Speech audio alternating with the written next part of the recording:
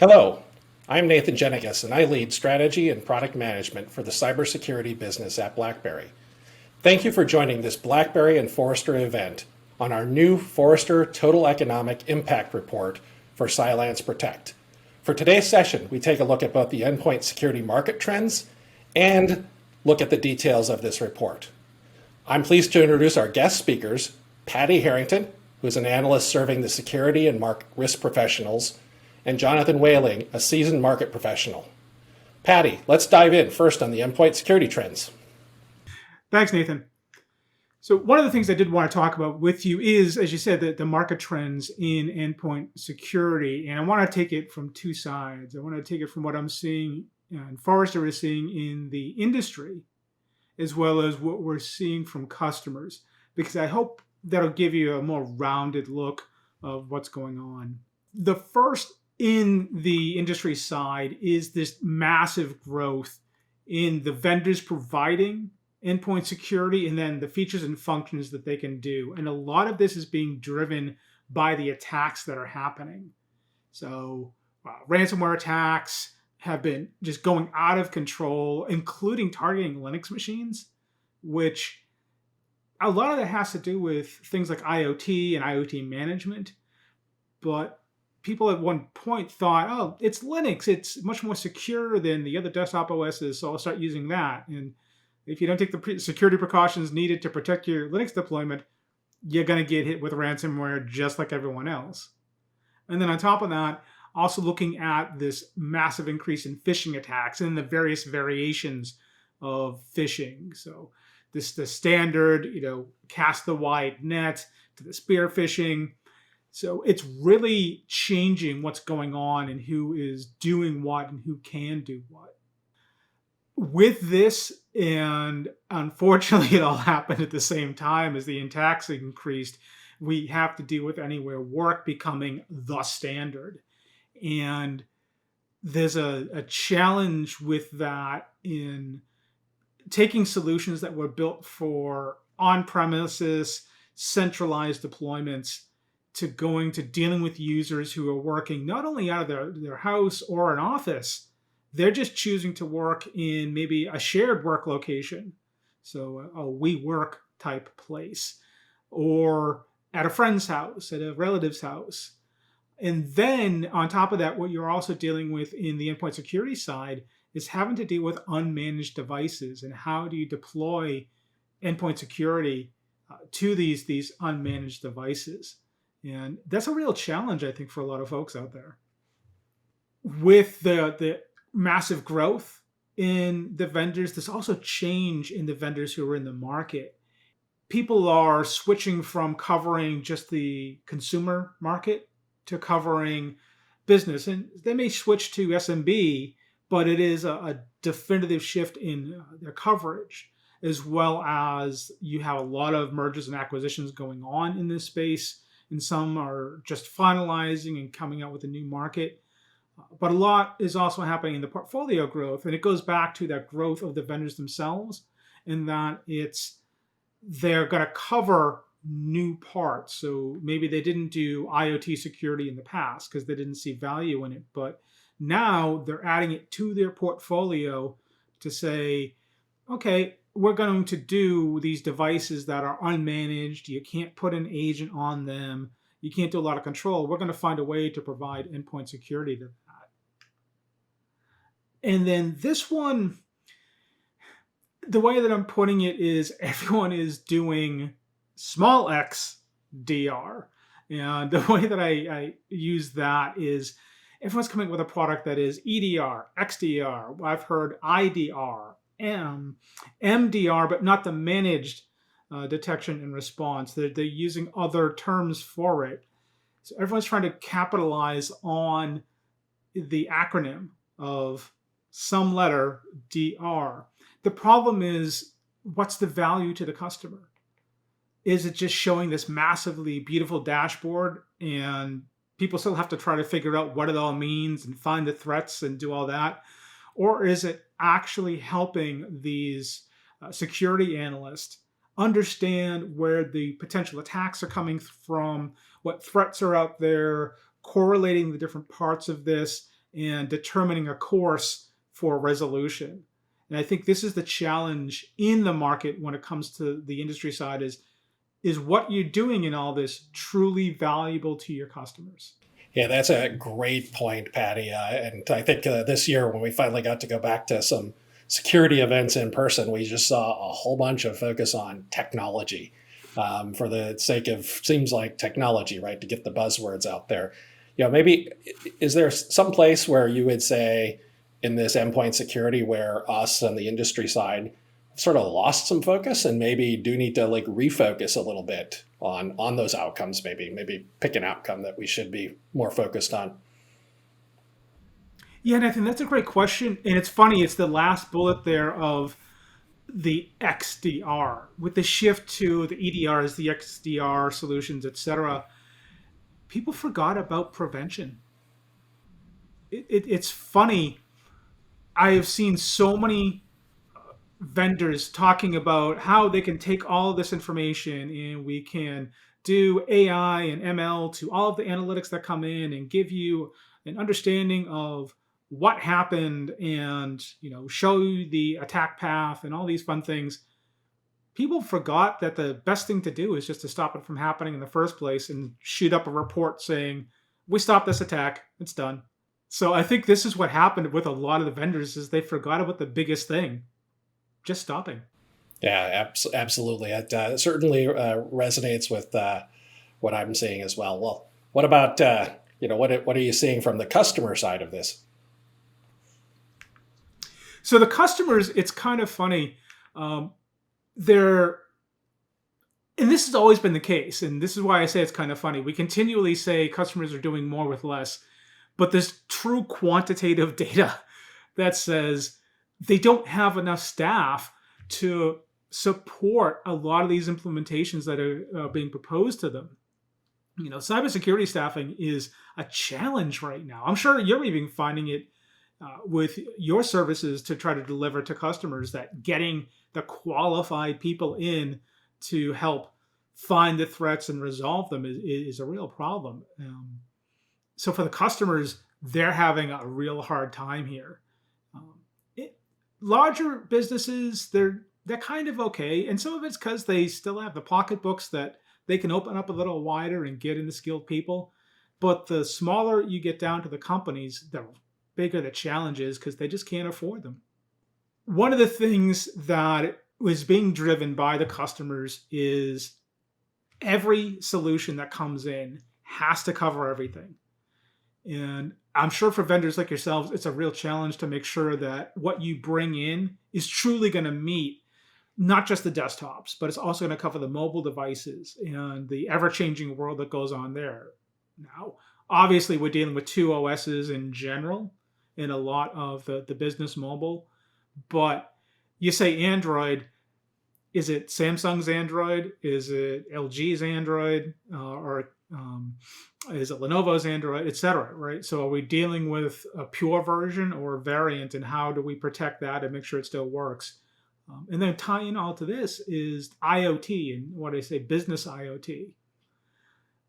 The problem with that is there's business systems that fall into IoT, but a lot of companies are also bringing in consumer grade devices, fridges, TVs, projectors, things of that nature. So vendors like yourselves have to adapt to make sure that your solutions will detect, manage, and then protect these truly off-the-shelf unknown devices that are being manufactured every second out of various countries.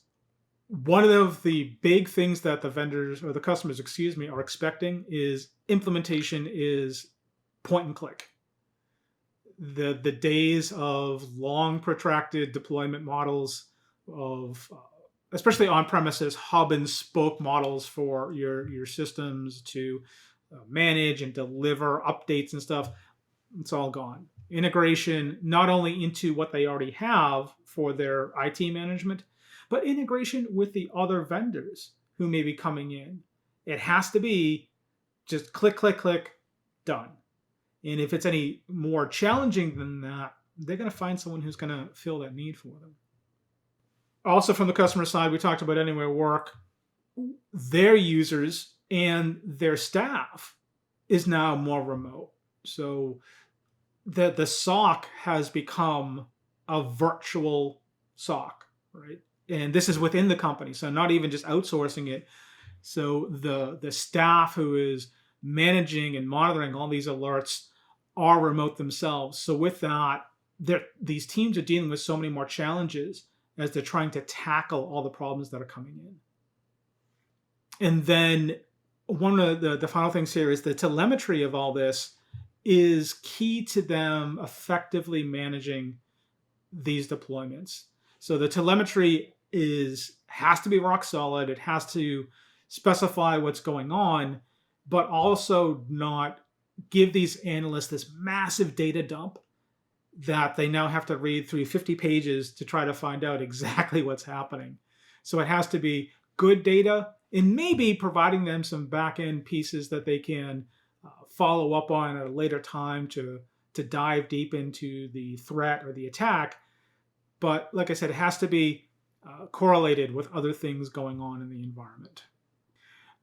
What they're also asking for vendors like yourselves is having that ability to provide them additional services for things that they can't cover. As we circle back to the top, right, with staffing being a challenge, is if they don't have that ability to do that third level threat hunting, being able to provide them that service that can do the threat hunting and deep threat intelligence, as well as maybe this was something that some customers talked about, is having that ability to, because the users are remote and working anywhere, run an assessment off of an agent on their device that looks at that local network they're on and determines, are they vulnerable where they are?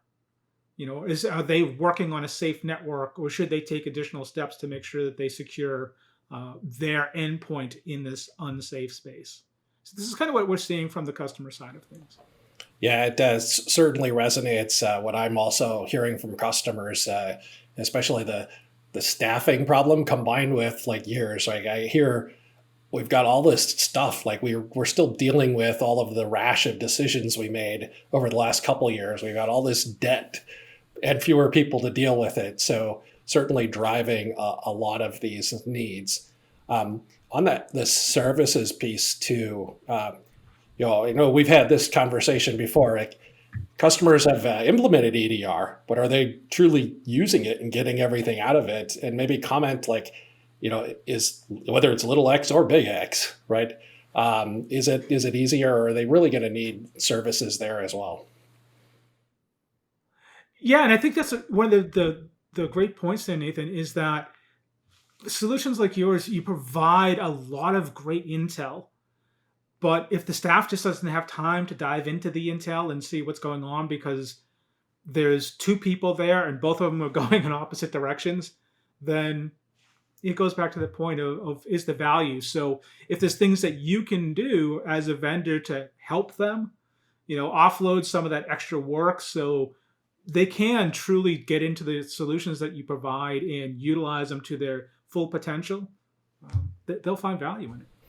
Yeah, it's absolutely. And I see it even down to the extent that like trying to set up all of this, it's not like you just set it all up and then walk away and it just works, right? It's a continuously engaged thing, and it requires those people. And yeah, when you have turnover of people, it also probably doesn't help here.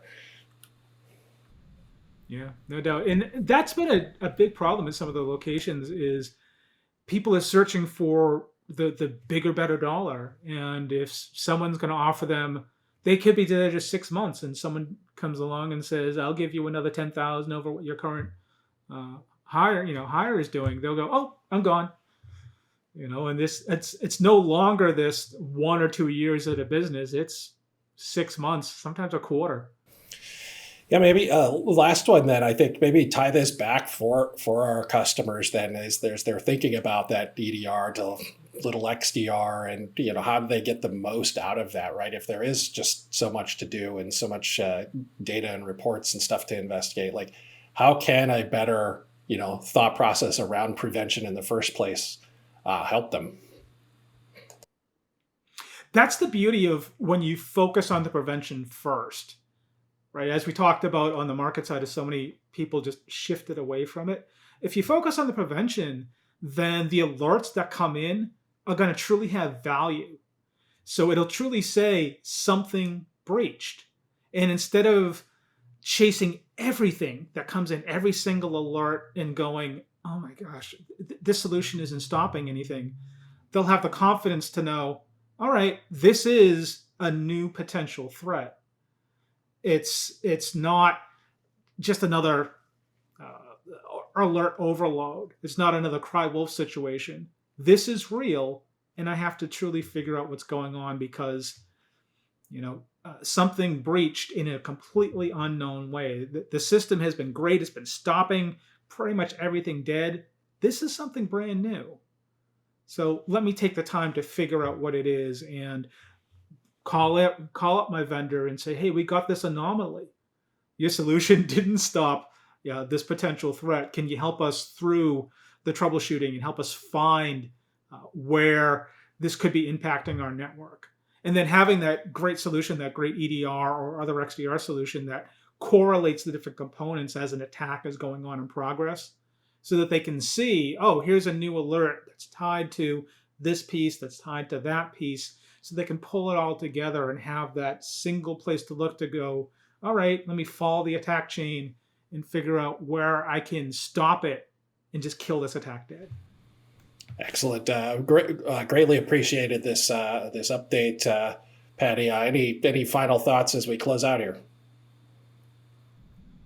No, I think the biggest thing is to pay attention to the customers because they're going to tell you what your solution needs. So, thank you, Paddy, for this valuable information for our customers. Let's now see how these trends and that prevent first message come to life in the Forrester Total Economic Impact Report. Today, we are talking to Jonathan Whaling, a seasoned market professional with Forrester. He will discuss and do a deep dive into the new Forrester Total Economic Report for CylancePROTECT. Jonathan, let's kick this off. Well, thanks, Nathan. I'm Jonathan Whaling with Forrester's TEI Consulting practice. We help vendors demonstrate and organizations understand the value of technology solutions. I led this TEI study, which was commissioned by BlackBerry to evaluate the benefits and costs of BlackBerry's CylancePROTECT solution. Today, I'm going to share results from the TEI that I hope can provide some real-world examples to connect the benefits around CylancePROTECT and how you might apply those benefits for your organizations. Our agenda will include a quick overview of what a TEI is, and then some high-level study results. Then I will dig into the customer journey with some background on the organization's needs for endpoint protection solutions, and I will go through each of the financial benefits in some detail in the model and summarize the cost before wrapping up with a little bit of Q&A. I wanted to start with an impactful perspective that captures two of the main benefits of CylancePROTECT: its ability to prevent nearly all threats and reduce IT mitigation of incidents. This is a representative quote, but it was true for all organizations in our study. Well, what is a TEI? TEI stands for Total Economic Impact.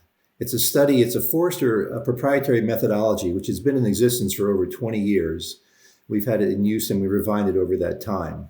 It's used by many vendors in the technology world.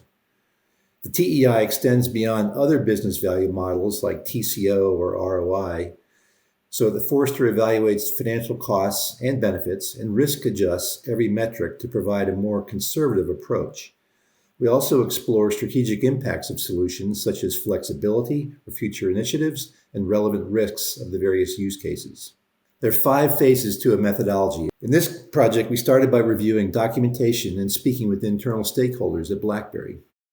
This followed with a key phase of interviewing customers anonymously at organizations just like yours to understand their security challenges and the benefits realized from CylancePROTECT.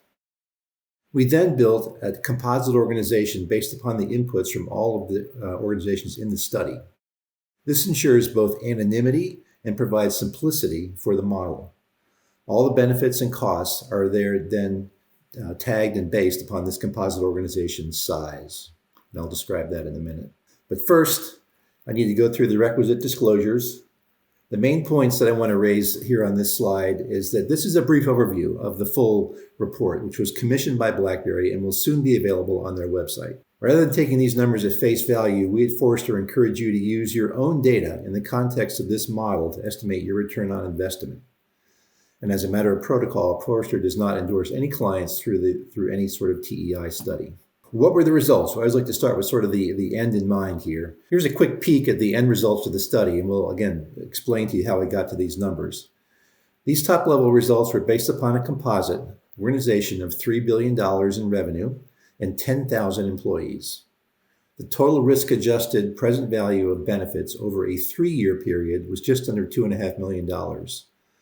The cost associated with those benefits was about a little bit under $1.3 million, for a net present value of $1.24 million and a payback of under 6 months. The ROI came in this study at exactly 100%.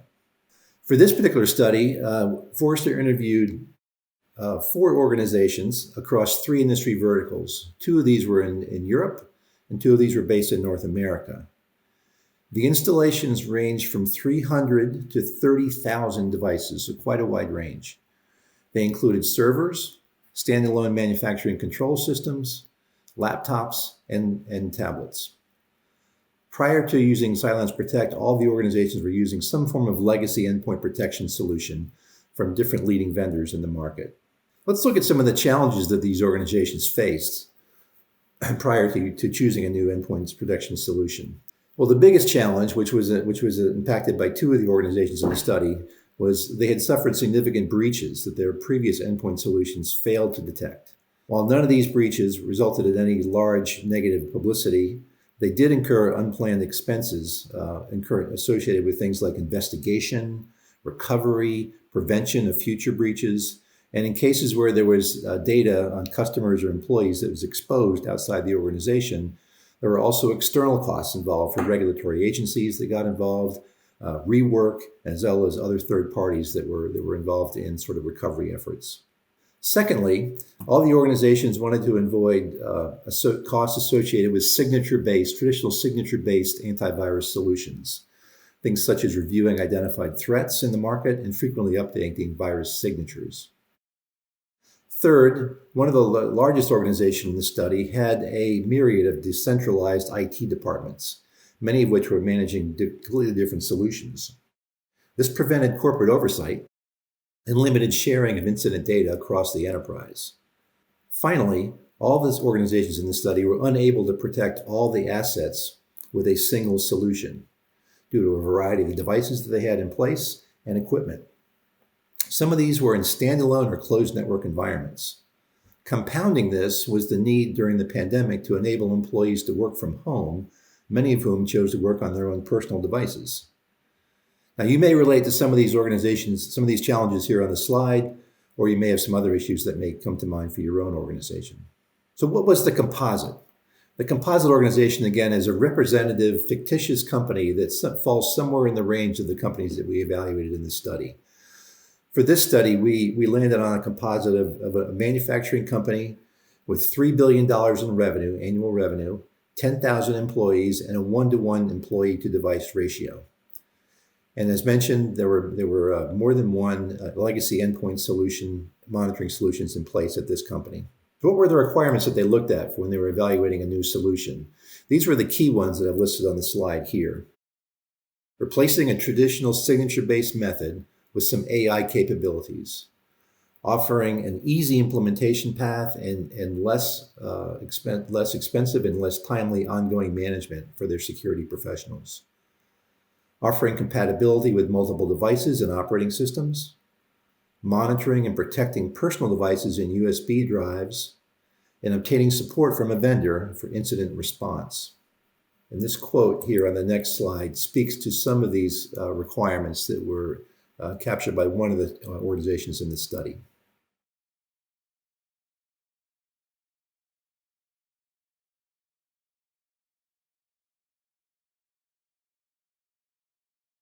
Now I want to kind of take you through the benefits, the model part of the TEI here, and explain a little bit about what's behind the numbers. Here are the benefit categories that the BlackBerry customers identified as most important to them. These are the reduced cost of a security breach, which was the largest one at over 1.3 million. The decommissioning of any legacy software subscription costs that they would have had in place, that came to about 806,000.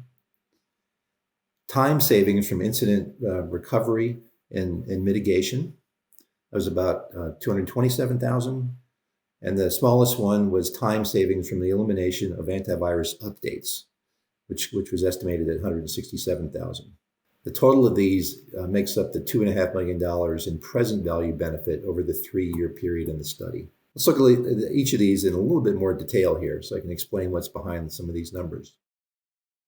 So the basis for the first benefit is that none of the organizations in the study incurred any breaches whatsoever since the installation of CylancePROTECT. That's important because several of them had incurred some breaches, some of them multiple breaches, prior to this installation. So this benefit can be tricky to model because costs and impact of a breach do vary widely across companies. So we made some assumptions from Forrester's Cost of a Cybersecurity Breach survey from the fourth quarter of 2020. This survey is updated every couple of years, and it's based upon a survey of 350 cybersecurity leaders at global organizations from several countries around the world. The purpose of the survey is to evaluate leaders' cybersecurity strategies and what happened with breaches at their companies, all in sort of an anonymous fashion, if you will. So data from this survey in particular was used to identify the average number of breaches at 2.8, the average cost of a breach, which was a little over $600,000, and the impact on the employees. For an organization of 10,000, that was about a 2/3 impact. 2/3 of the employees were impacted by this fictitious breach. Then we applied a conservative improvement in endpoint security efficacy of about 5% from CylancePROTECT to come up with a benefit of 1.3 million over this 3-year period. And this one quote here on the screen here is from one of the companies that had probably the most significant breach in the study, a probe that lasted multiple months involving dozens of internal staff, as well as some outside regulatory agencies. So the cost can easily go into the hundreds of thousands of dollars when something like that occurs.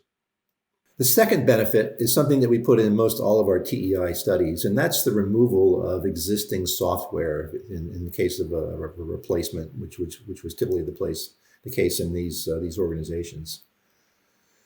So each of the organizations, again, had various types of legacy antivirus solutions in place. Those were obviously removed when CylancePROTECT was installed, and there was a savings of subscription costs going forward.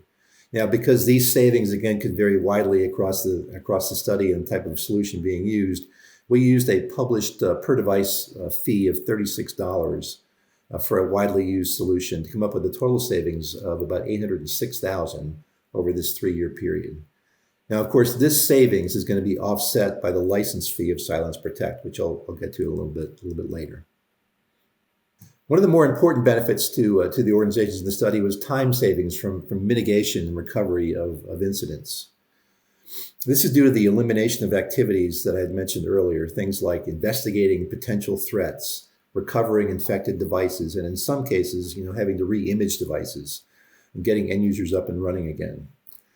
This particular benefit is based upon actual data that we collected in the study from all 4 organizations, and it amounts to $227,000 over the 3-year period. After implementing CylancePROTECT, these resources, which in most cases were time resources affiliated with IT or cybersecurity staff, can be refocused, if you will, on more prevention type of activities rather than recovery or reaction activities. And this quote was from one of the organizations in the study. They talked about how easy it was to sort of maintain and identify threats using CylancePROTECT with the so-called community score in the software. So within a matter of minutes, with your threats that are coming in, whether this is going to be something that needs to be quarantined or not. Now, the last benefit was the smallest one, and that's time savings from eliminating antivirus updates. Now, we do realize that some of these updates do run in the background, but in some cases they don't. And in some cases there are end user support issues involved in trying to get a an antivirus update through. So for this particular benefit, we assumed a very conservative estimate of about 10 to 12 minutes per device per end user, and updates would occur, let's say, 4 times per year. And then on the IT side, there was about 8 hours of time devoted to this update, again, 4 times a year. And again, this was from actual data within the study. And this accumulates to, we arrived at a total of $167,000 here over the 3-year period. Now, beyond these benefits in the model, which we were able to attach cost numbers to, financial numbers to, there were other things that the customers told us in the study that we could not, or they could not identify financial costs to. So we call these unquantified benefits. And there are 4 of them that really kind of bubble to the surface here. The first one has to do with a companion product called CylancePROTECT. This was not a specific focus of the study that we undertook, but the organizations that did have the companion product said that this was, instrumental in helping them recover and support incident response from any potential threats through the features like automatic scripts and other things like that. The second one, which was also a requirement that I mentioned earlier, was providing support for multiple device types and operating systems. Now, as I mentioned earlier, this enables organizations to sort of simplify their security environments by eliminating different overlapping tools that almost all of them had in place originally. And then furthermore, it's sort of a future benefit in terms of anything more that you might add down the road in terms of new operating systems or new devices that can be also covered by CylancePROTECT or supported by CylancePROTECT. The third benefit was an interesting one. One of the organizations in our study did periodic employee satisfaction studies, and included in that were questions around cybersecurity. They found that after implementing CylancePROTECT alongside a training program that supported it, this survey showed ratings on cybersecurity increasing by 25 percentage points. So the net of this was that employees in this organization felt more assured that their devices were going to be protected and secure as they went about their daily operations. And lastly, the professionals that we spoke to in the interviews all gave CylancePROTECT very high compliments and very high marks for peace of mind. Kind of an unquantifiable metric, if you will, but because these professionals tend to be more cautious and more wary, I thought that was very interesting that they all felt that they could sleep better at night, knowing that CylancePROTECT was protecting all of their endpoints, and there would be minimal risk to reputational damage from loss associated with the loss of customer or organizational data. This is a quote from one of the customers that speaks about their use of CylancePROTECT and how they view that really as an integral part of their overall EDR solution. So on the cost side, I won't go through all the numbers here because they were fairly simple to model. In order for us to calculate a true ROI or NPV, we do need to take into account what the cost of a new technology solution would be. So for this composite organization, the largest cost component is going to be the licensing fees of the product. And for an organization with 10,000 devices, this comes to just a little over $1 million over the 3-year period, again, present value adjusted. This fee was provided by BlackBerry and is also subject to volume pricing, which means that if your organization is larger than this, you would pay a smaller per device fee for something over 10,000 devices. The other 2 slices of the pie had to do with implementation and administration of the solution. These 2 pieces totaled about $212,000 together over 3 years. And just the important thing here is the relative nature of these costs compared to the license fee. They're very, very small. So there's typically only a handful of resources were involved in the implementation, and even less than 1 resource is involved in sort of maintaining and administering the solution on an annual or go-forward basis. So that was a key benefit to all the organizations in this study. So here again are sort of the summary numbers from the study. The net present value, which is really just the benefits less the costs over the 3-year period, is about $1.24 million. This represents an exact 100% ROI number over the 3-year period. And as you can see here with kind of the green line, the payback comes right between your initial period and year 1. So about a little less than 6 months payback on this particular solution. And I want to show just, sort of one last customer quote here, which I like to do, which has a sort of a nice wrapper, I think, for the overall benefits and opinions on CylancePROTECT. This consultant saying that, circling in the peace of mind benefit again on how much it activates its protection and machines are safe in the case of any potential threats. So that concludes the presentation part of my portion. I'm going to throw it on back to Nathan now for any particular questions you might have. Hey, thank you, Jonathan, and thank you for that wonderful information. And think what at the start you mentioned that this is an example report. So if I was wanting to get started here, like what are sort of the 3 steps you'd recommend if I want to try to do this myself? Well, the first thing, that's a great question, which many people tend to ask. The first thing is to go get the report, which will be available soon. And within that report, there are detailed models or tables, if you will, on each of these benefits and each of these costs. Within that, you'll see exact estimates and assumptions that we took in the model, and things like salaries of employees, number of devices, time involved in investigation and recovery, those types of things.